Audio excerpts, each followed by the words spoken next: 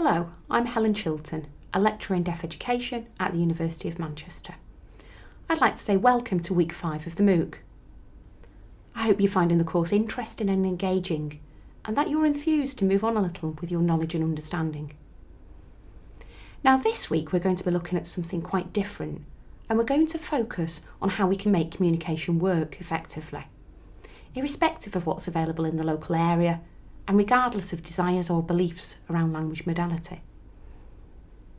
Now you might be aware that there are many misconceptions around how language might be acquired or used by deaf people. So we hope that this week will help to provide some clarity and also some suggestions around what's possible. Initially, I'd like you to think about the integral role that communication plays in our lives as human beings operating in society. We've long been interested in how humans learn to communicate and learn language, and this is the focus of wide-ranging research and often great debate. But many people might not think about this on a daily basis. Now Pinker, in his book The Language Instinct, nicely summarises the need to communicate here.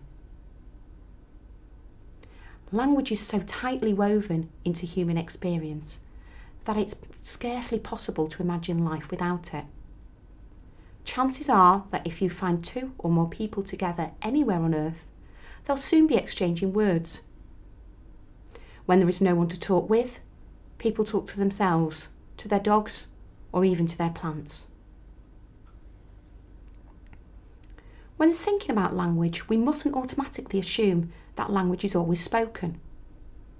Language which is just as rich and meaningful as any spoken and written language can be achieved through the use of sign, showing the overriding need and desire that we have for communication. And that's explained in this quote. Sign, and of the striking enhancements of perception and visual intelligence that goes with its acquisition, shows us that the brain is rich in potentials we would scarcely have guessed of, shows us the almost unlimited plasticity and resource of the nervous system.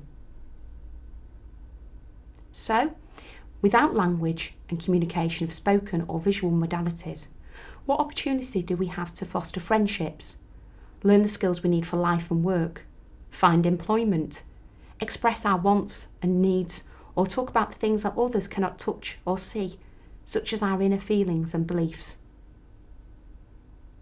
We know that babies have auditory experience even before they're born, and long before children are walking, talking, playing.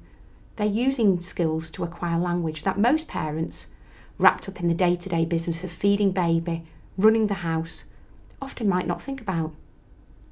But still, it's happening as recognised by those who study the experience of young babies in acquiring language and communication. And this quote explains a little more about that. Babies are a kind of very special computer. They're computers made of neurons instead of silicon chips, and programmed by evolution instead of by guys with pocket protectors. They take input from the world, the flickering chaos of sensations, and they, and therefore we, somehow turn it into jokes, apologies, tables and spoons.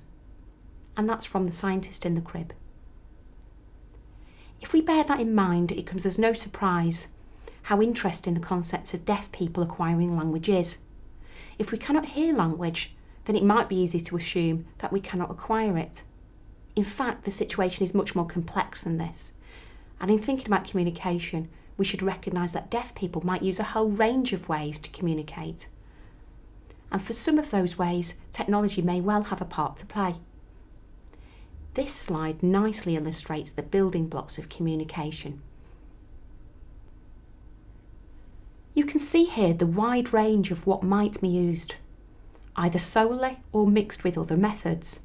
For example, one deaf person might use a mixture of spoken language, written communication and lip reading, whereas another might use a mixture of signed language or signs to support spoken communication. The possibilities are diverse and unique to the individual. What really matters is that people are placed in positions where society supports, fosters and enables communication. And this is something that we'll go on to think about as we travel through an exciting journey this week, where we really consider the development of language and communication for deaf people.